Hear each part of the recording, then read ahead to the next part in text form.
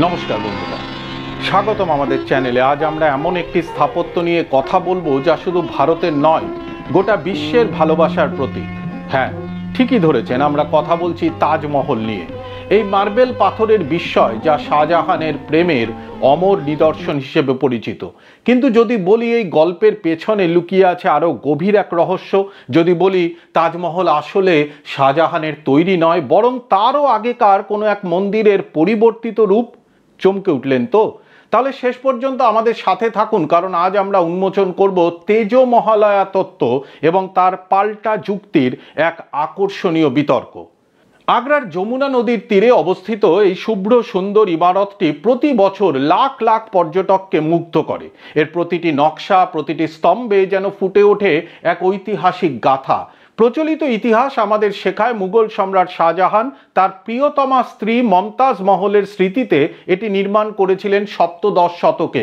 এক অনন্য ভালোবাসার গল্প যা তাজমহলকে দিয়েছে অমরত্ব। কিন্তু গত কয়েক দশক ধরে এই প্রচলিত ইতিহাসের বিরুদ্ধে উঠে এসেছে এক জোরালো প্রশ্ন। ভারতের এক ইতিহাসবিদ পি.এন. ওক দাবি করেছেন তাজমহল আদতে কোনো মুঘল স্থাপত্য নয়, বরং এটি একটি প্রাচীন হিন্দু মন্দির যার নাম ছিল তেজ মহালয়া। কি বলেন আপনারা? শুনে অবিশ্বাস্য লাগছে? আপনাদের মনে কি প্রশ্ন জাগছে? এটা কি সত্যিই সম্ভব? পি.এন. ওক তার গবেষণায় দাবি করেন যে তাজমহল ছিল আসলে ভগবান শিবের একটি বিশালাকার মন্দির প্রাসাদ। শাহজাহান এটি নির্মাণ করেননি, বরং জয়পুরের মহারাজার কাছ থেকে জোরপূর্বক দখল করে নিয়েছিলেন এবং এর হিন্দু পরিচয় মুছে ফেলে একে একটি ইসলামিক সমাধিস্থলে পরিণত করেন। তার এই দাবির পেছনে বেশ কিছু যুক্তি তিনি তুলে ধরেছিলেন। চলুন জেনে নিই সেই যুক্তিগুলো। এক, স্থাপত্যের হিন্দু চিহ্ন। ওক সাহেবের মতে তাজমহলের স্থাপত্যে অসংখ্য হিন্দু প্রতীক রয়েছে। যেমন তাজমহলের চূড়ায় যে কলস রয়েছে তার নিচে একটি ত্রিশূলের মতো দেখতে অংশ আছে যা শিবের ত্রিশূলের প্রতীক। এছাড়া গম্বুজের ওপর যে উল্টানো পদ্মফুল দেখা যায় তা ভারতীয় মন্দির স্থাপত্যের এক অত্যন্ত পরিচিত অংশ, ইসলামিক স্থাপত্যে যা আসলে বিরল। দুই, তাজমহল নামের উৎস। তিনি বলেন তাজমহল নামটি মমতাজ মহল থেকে আসেনি, কারণ মহল কোনো সমাধির নাম হয় না, বরং তেজ মহালয়া শব্দ থেকেই তাজমহল নামটি বিকৃত হয়ে এসেছে, যার অর্থ শিবের শ্রেষ্ঠ প্রাসাদ। শাহজাহানের নথিপত্রের অভাব। ওক দাবি করেন শাহজাহানের রাজত্বকালের নথিপত্রে তাজমহল নির্মাণের বিস্তারিত বিবরণ নেই, যা একটি নতুন স্থাপত্য তৈরি করার জন্য প্রত্যাশিত। এর থেকে বোঝা যায় যে তিনি হয়তো একটি পূর্ব বিদ্যমান কাঠামোকে সংস্কার করেছিলেন মাত্র। চার, ভূগর্ভস্থ কক্ষের রহস্য। তাজমহলের ভেতরে অনেক গোপন ও তালাবদ্ধ কক্ষ রয়েছে। পি.এন. ওক এবং তার অনুসারীরা বিশ্বাস করেন এই কক্ষগুলোর ভেতরেই লুকিয়ে আছে আসল প্রমাণ, হয়তো শিবলিঙ্গ বা অন্যান্য কোনো হিন্দু দেবদেবীর মূর্তি। এই যুক্তিগুলো শুনে আপনাদের কি মনে হচ্ছে? আপনারা কি এই তত্ত্বের সাথে একমত, নাকি আপনাদের মনেও পাল্টা প্রশ্ন জাগছে? বন্ধুরা, বিতর্ক যখন এত গভীর তখন এর দুই দিকই জানা প্রয়োজন। যদি এই ভিডিওটি আপনাদের ভালো লাগে এবং নতুন কিছু জানতে আগ্রহী হন, তাহলে এখনই আমাদের চ্যানেলটি সাবস্ক্রাইব করে নিন এবং ভিডিওটিতে একটি লাইক দিন। আর নিচে কমেন্ট করে অবশ্যই জানান পি.এন. ওকের এই তত্ত্ব নিয়ে আপনার প্রাথমিক ধারণা কি। এবার ফিরে আসা যাক মূল ধারার ঐতিহাসিক এবং প্রত্নতাত্ত্বিকদের কথায়। পি.এন. ওকের এই তত্ত্বকে তারা কেন এবং কিভাবে খণ্ডন করেন চলুন দেখে নেওয়া যাক। আর্কিওলজিক্যাল সার্ভে অফ ইন্ডিয়া মানে এএসআই এবং বিশ্বের প্রখ্যাত ইতিহাসবিদরা এই তত্ত্বকে দৃঢ়ভাবে প্রত্যাখ্যান করেছেন। এক, মুঘল নথিপত্রের প্রাচুর্য। এর সবচেয়ে বড় প্রমাণ হলো মুঘল সাম্রাজ্যের অত্যন্ত বিস্তারিত নথিপত্র। শাহজাহানের রাজত্বের সরকারি ইতিহাস পাতশাহনামাতে তাজমহল নির্মাণের প্রতিটি ধাপ, এর নকশা, ব্যবহৃত উপকরণ, এমনকি প্রধান স্থপতি উস্তাদ আহমেদ লাহরির নামও স্পষ্টভাবে উল্লেখ করা আছে। ফরমান বা রাজকীয় আদেশপত্রগুলোতে মার্বেল পাথর ও রত্ন সংগ্রহের বিশদ বিবরণ রয়েছে। ইউরোপীয় পর্যটকরাও যারা শাহজাহানের সময় ভারত ভ্রমণ করেছিলেন, যেমন জ্যা ব্যাপটিস্ট টাভার্নিয়ে, তাদের লেখায় তাজমহল নির্মাণের কথা উল্লেখ করেছেন। ইতিহাসবিদ শাহবাজ হাফিজ খান বলেছেন পাতশাহনামায় তাজমহল নির্মাণের প্রতিটি ধাপে সুনির্দিষ্ট তথ্য দেওয়া আছে। কোন পাথর কোথা থেকে আনা হয়েছিল, কত শ্রমিক কাজ করেছিল, কত টাকা খরচ হয়েছিল, সব কিছুর রেকর্ড রয়েছে। এটি একটি সম্পূর্ণ নতুন স্থাপত্যের দলিল, কোনো সংস্কারের নয়। 2, ইন্দো ইসলামিক স্থাপত্য শৈলী। ঐতিহাসিকরা এমফাসাইজ করেন যে তাজমহল ইন্দো ইসলামিক স্থাপত্যের এক উৎকৃষ্ট উদাহরণ, যেখানে ফার্সি, মধ্য এশীয় এবং ভারতীয় শৈলীর একটি অসাধারণ মিশ্রণ দেখা যায়। এই স্টাইল মুঘল আমলের অন্যান্য স্থাপত্যেও সুস্পষ্ট। বিশিষ্ট শিল্প ইতিহাসবিদ ইবি হ্যাভেল তাজমহলকে ভারতীয় স্থাপত্যের একটি চূড়ান্ত ফুল হিসেবে বর্ণনা করেছেন, তবে তিনি এর ইন্দো ইসলামিক সংশ্লেষণকে স্বীকৃতি দিয়েছেন।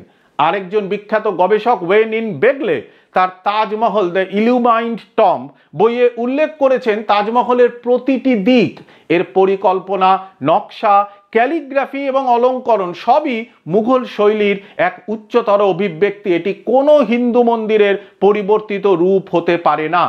যে কলস বা পদ্মের কথা বলা হয় তা মুঘল স্থাপত্যে ভারতীয় প্রভাবের ফল, কিন্তু এর মূল কাঠামো ও ইসলামিক ক্যালিগ্রাফি দ্ব্যর্থহীনভাবে ইসলামিক।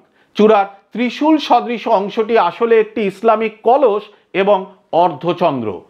3, শিলালিপি। তাজমহলের গায়ে খোদাই করা শিলালিপিগুলো আরবিতে লেখা এবং তাতে স্পষ্টতই উল্লেখ আছে যে এটি মমতাজ মহলের সমাধি এবং শাহজাহান এটি নির্মাণ করেছেন। এছাড়াও কোরআনের আয়াত খোদাই করা আছে, যা কোনো হিন্দু মন্দিরে থাকার প্রশ্নই ওঠে না। ইতিহাসবিদ রামনাথ, যিনি তাজমহল নিয়ে বহু গবেষণা করেছেন, তার লেখায় বলেছেন তাজমহলের শিলালিপিগুলো এর ইসলামিক পরিচয় এবং নির্মাণের তারিখ সম্পর্কে দ্ব্যর্থহীন প্রমাণ দেয়। কোনো পূর্ব বিদ্যমান হিন্দু মন্দিরের ওপর এমন বিস্তৃত ইসলামিক ক্যালিগ্রাফি যুক্ত করা অবিশ্বাস্য। 4, প্রত্নতাত্ত্বিক অনুসন্ধান। Archaeological survey of India Taj Mahal এবং তার আশেপাশে বহু প্রত্নতাত্ত্বিক অনুসন্ধান চালিয়েছে। তারা কখনোই কোনো বড় হিন্দু মন্দির বা তার অবশেষ খুঁজে পায়নি যা বর্তমান কাঠামোর নিচে বিদ্যমান। এএসআইর একজন প্রাক্তন ডিরেক্টর জেনারেল আদালতে জমা দেওয়া হলফনামায় জানিয়েছিলেন এ পর্যন্ত পরিচালিত কোনো প্রত্নতাত্ত্বিক খনন বা গবেষণায় তাজমহলের নিচে কোনো পূর্ব বিদ্যমান হিন্দু কাঠামোর অস্তিত্বের প্রমাণ পাওয়া যায়নি। 5, ভূগর্ভস্থ কক্ষের ব্যাখ্যা। তালাবদ্ধ কক্ষগুলো সম্পর্কে এএসআই জানিয়েছে যে সেগুলো স্থাপত্যের অবিচ্ছেদ্য অংশ। এগুলি হয় কাঠামোগত ভারসাম্য বজায় রাখার জন্য ব্যবহৃত হতো বা ভিত্তি পরীক্ষা করার জন্য প্রবেশ পথ হিসেবে ব্যবহৃত হতো, অথবা সাধারণ পাবলিক অ্যাক্সেস থেকে সংবেদনশীল এলাকা রক্ষা করার জন্য বন্ধ রাখা হয়। সেখানে কোনো হিন্দু দেবদেবী থাকার প্রশ্নই আসে না। তেজ মহালয়া তত্ত্বটি শুধু ঐতিহাসিক বিতর্কের মধ্যে সীমাবদ্ধ থাকেনি, এটি আইনি আঙ্গিনাতেও পৌঁছেছে। বিভিন্ন সময় হিন্দুত্ববাদী সংগঠন এবং পিএনওকের অনুসারীরা তাজমহলের তালাবদ্ধ কক্ষগুলো খোলার জন্য বা তাজমহলকে হিন্দু মন্দির হিসেবে ঘোষণা করার জন্য আদালতে একাধিক পিটিশন দায়ের করেছেন। তবে ভারতীয় আদালত এবং সুপ্রিম কোর্ট বারবার এই পিটিশনগুলো খারিজ করে দিয়েছে। আদালত স্পষ্ট জানিয়ে দিয়েছে যে এই ধরনের দাবির সপক্ষে কোনো ঐতিহাসিক বা প্রত্নতাত্ত্বিক প্রমাণ নেই এবং এগুলি প্রচারণা ছাড়া আর কিছুই নয়। এএসআইও আদালতে হলফনামা দিয়ে তার অবস্থান স্পষ্ট করেছে। এ প্রসঙ্গে এলাহাবাদ হাইকোর্ট একটি রায়ে মন্তব্য করেছে, ইতিহাসকে পুনর্লিখনের জন্য পাবলিক ইন্টারেস্ট লিটিগেশন মানে পিআইএলকে ব্যবহার করা যায় না। এ ধরনের ভিত্তিহীন দাবি শুধু সময় নষ্ট। এত প্রমাণ থাকা সত্ত্বেও কেন তেজ মহালয়া বিতর্ক আজও জনমানসে আলোচিত হয়? ঐতিহাসিক সংশয়বাদ।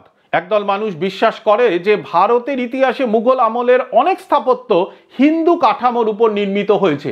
এই ধরনের বিতর্ক সেই সংশয়বাদকে আরও উস্কে দেয়। রাজনৈতিক কারণ তো আছেই। অনেক সময় এই ধরনের বিতর্ক রাজনৈতিক ফায়দা তোলার জন্য ব্যবহৃত হয়, যেখানে ইতিহাসকে বর্তমানের রাজনৈতিক এজেন্ডার সাথে দেখানোর চেষ্টা করা হয়।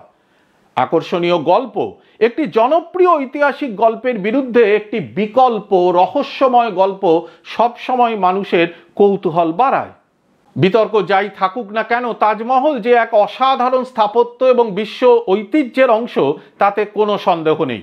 এটি কেবল একটি প্রেমের গল্প বা একটি সমাধিসৌধ নয়, এটি ভারত, ফার্সি এবং ইসলামিক সংস্কৃতির এক অসাধারণ মিলনস্থল। এর সৌন্দর্য, এর নকশার সূক্ষ্মতা, এর বিশালতা সব কিছুই একে অনন্য করে তুলেছে। পরিবেশ দূষণ থেকে শুরু করে সংরক্ষণের চ্যালেঞ্জ এই মনুমেন্টের দেখভালে এএসআই প্রতিনিয়ত কাজ করে চলেছে। আমাদের উচিত এই ঐতিহাসিক সম্পদকে সযত্নে রক্ষা করা। তাহলে বন্ধুরা, পিএনওকের তেজো মহালয়া তত্ত্ব এবং এর বিরুদ্ধে মূলধারার ঐতিহাসিকদের যুক্তি, দুটি দিকই আমরা আপনাদের সামনে তুলে ধরলাম। প্রমাণ এবং যুক্তির পাল্লা কোন দিকে ভারী সেটা আপনারাই বিচার করবেন। আপনাদের কি মনে হয়, তাজমহল কি সত্যি শাহজাহানের প্রেমের স্মৃতিসৌধ, নাকি এর গভীরে লুকিয়ে আছে এক প্রাচীন হিন্দু মন্দিরের রহস্য? আপনাদের মূল্যবান মতামত অবশ্যই নিচে কমেন্ট করে জানান। আজকের ভিডিওটি এখানেই শেষ করছি। আশা করি আপনারা নতুন কিছু জানতে পেরেছেন এবং বিতর্কটির বিভিন্ন দিক সম্পর্কে ধারণা লাভ করেছেন। দেখা হবে পরের ভিডিওতে নতুন কোনো রহস্য বা ইতিহাস নিয়ে। ততদিন ভালো থাকবেন, সুস্থ থাকবেন। নমস্কার।